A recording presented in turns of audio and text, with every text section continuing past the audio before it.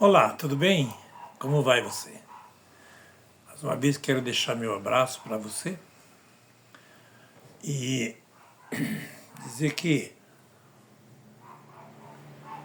enquanto tivermos liberdade, oportunidade ou oportunidades, né, devemos aproveitar esse tempo para fazer as coisas que nós temos que fazer, as nossas obrigações pessoais, que é tão comum, né? Uns têm mais, outros têm menos, mas todos temos uma obrigação, uma responsabilidade pessoal para cumprir diante de Deus, da sociedade. Mas, acima de tudo, tem algo que nós precisamos aproveitar o tempo enquanto temos essa liberdade de falar da luz, da verdade que a Bíblia tem, que Deus deixou na palavra dele. E hoje eu quero falar de uma parábola que está em Lucas, capítulo 16, do verso 19 até o verso 31, que é a parábola do rico e do mendigo.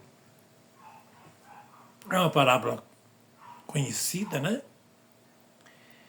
E quando você vai para as teologias da maioria das denominações religiosas, né? Sem citar aqui nenhuma, por favor,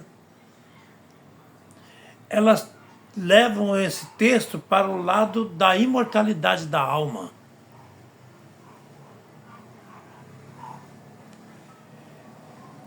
E essa vira a doutrina. E as pessoas acabam crendo nessa doutrina. Por quê? Porque ela está escrito na Bíblia. Então tudo que está escrito na Bíblia é verdade? Não é, lógico que é. Mas eu posso torcer essa verdade. Jesus não está falando de imortalidade da alma ou da alma de alguém. Porque a parábola diz, na parábola, que esse homem rico e esse mendigo, né? Os dois acabam morrendo. E um vai para o seio de Abraão, que seria o mendigo, dando a impressão que Jesus quer aqui salvar os pobres e condenar os ricos. Também não é. Vamos com calma com isso daí. E que o rico está no inferno. É verdade que os ricos vão para o inferno? Onde que está escrito isso? Não está escrito em lugar nenhum. Jesus está falando uma palavra, uma parábola, e está dando um ensinamento para um povo que tinha na mão o conhecimento da verdade. Eles tinham a lei e os profetas nas mãos. Jesus está se dirigindo aos judeus, aos líderes religiosos, para falar. Aos escribas, aos anciãos, aos sacerdotes da igreja. Jesus não está se dirigindo a qualquer judeu ou qualquer pessoa, né? As autoridades, aqueles que ensinavam o povo. E aí, então, nós vamos descobrir que Jesus não está falando de imortalidade da alma, entendeu? Ou de condenação de nenhum dos dois, ou salvação de nenhum dos dois, por enquanto.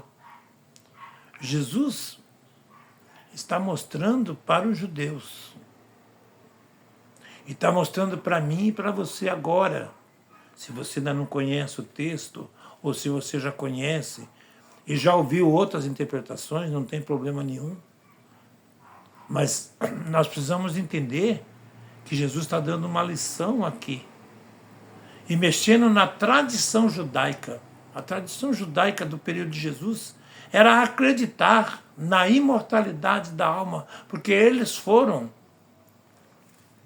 num período longo de tempo, os judeus desciam para Alexandria, cidade onde a cultura do período dessa época era muito grande, de literária, e eles desciam e iam estudar a imortalidade da alma com a ideia, principalmente dos filósofos que ensinavam isso.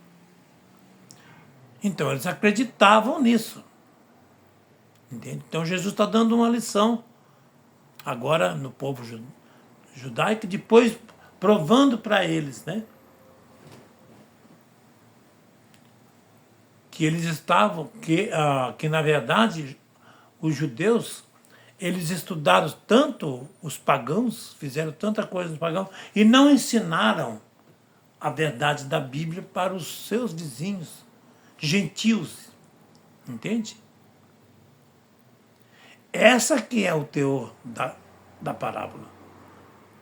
Aquele abismo que existia entre o homem rico e Lázaro, era esse abismo que foi criado pelos judeus, entre eles e os povos gentios, que não tinha relação nenhuma, os gentios não tinham acesso a nenhuma luz, na verdade. E Deus tinha levantado os judeus exatamente para pregar para os outros povos, para dizer, olha, vocês têm um Salvador, tá bom?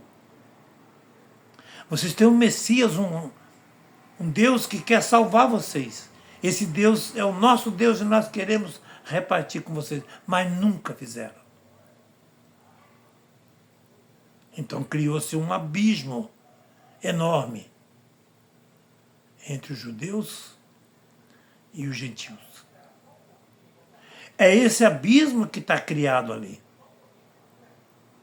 Jesus não está colocando ninguém no inferno, nem no céu, aqui na parábola, aqui, na vida. Na parábola parece isso, não é? Quando você lê, você parece entender que o rico, aquele rico, que tinha tudo na mão e nunca repartiu com ninguém, ele vai direto para o inferno. E aquele mendigo que vivia às portas do rico pedindo um pouco de comida e nunca ganhou, agora está no seio de Abraão, que era essa a ideia judaica, de que o povo morria e ia para o seio de Abraão, que era o pai deles, né? Então, eu quero deixar aqui, né, claro, que a parábola não está falando de imortalidade da alma. A parábola está falando do abismo que foi criado entre o povo, chamado povo de Deus, né? As 12 tribos de Israel que nunca ensinaram as doutrinas da salvação para os outros povos. Reteram todo esse conhecimento para eles. E agora ainda acreditavam na doutrina falsa dos pagãos. Porque eles também começaram a acreditar na imortalidade da alma. Que você... aquela coisa toda de que você morre, o teu espírito vai para algum lugar. A Bíblia não endossa esse espírito em lugar nenhum. Você não tem em lugar nenhum da Bíblia um texto no mesmo. Um verso que diz que você tem um espírito dentro de você que é imortal.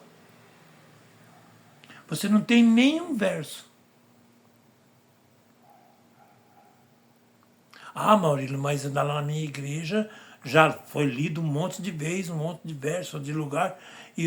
Mas é lógico, porque o inimigo de Deus tem que torcer a verdade de Deus. Porque se ele não torcer, ele não é inimigo. O diabo tem que torcer a verdade. Porque o diabo conhece as escrituras, diz Tiago. O diabo conhece as escrituras. E teme a Deus. Então qual que é a arma maior que hoje o diabo tem na mão? É plantar terrores, doença, guerra, isso também ele faz. Mas a principal arma que ele tem hoje e usa contra você, contra todos os que creem em Deus na luz da verdade, é desviar a verdade de você. Então essa parábola não tem relação nenhuma com a imortalidade da alma.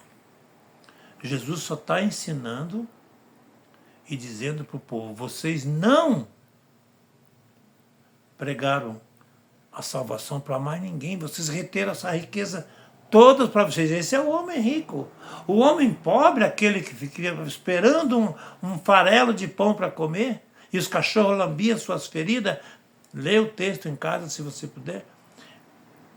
Entende? Era o povo gentil que tinha sede de conhecimento da palavra de Deus, mas não tinha, porque os judeus jamais deram. Graças a Deus, depois disso, é levantado um discípulo maravilhoso chamado Paulo, que vai pregar para os gentios. E outros que foram pregar na época. Aí sim. Mas até aquele período, os judeus simplesmente reteram a luz da Bíblia para eles. É perigoso você fazer isso. Com o tempo estudando, Deus me deu alguns conhecimentos. Eu não quero guardar para mim. Pode ser que alguém não concorde com o que eu estou falando, não tem problema nenhum. Eu não vou me preocupar com isso. Mas uma coisa tem que ficar clara, essa parábola não está endossando imortalidade da alma em lugar nenhum. Não é doutrina bíblica. Jesus não está falando disso. Então eu quero deixar um abraço para você de novo e dizer para você uma coisa bem simples que eu tenho que fazer. Vamos nos aprofundar mais com as Escrituras na mão. A luz é a Bíblia. É ela que é a luz.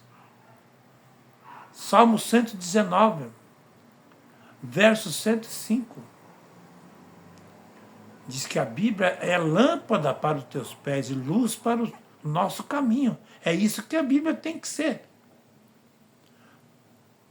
Mas o inimigo vem torcendo os versos bíblicos para criar outra doutrina. E a maioria das pessoas acabam acreditando por não ter acesso ou conhecimento dessa luz que Deus deixou para ele.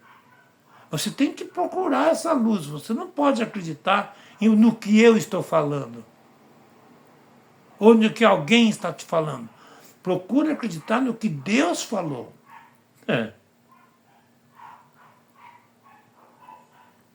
Entendeu?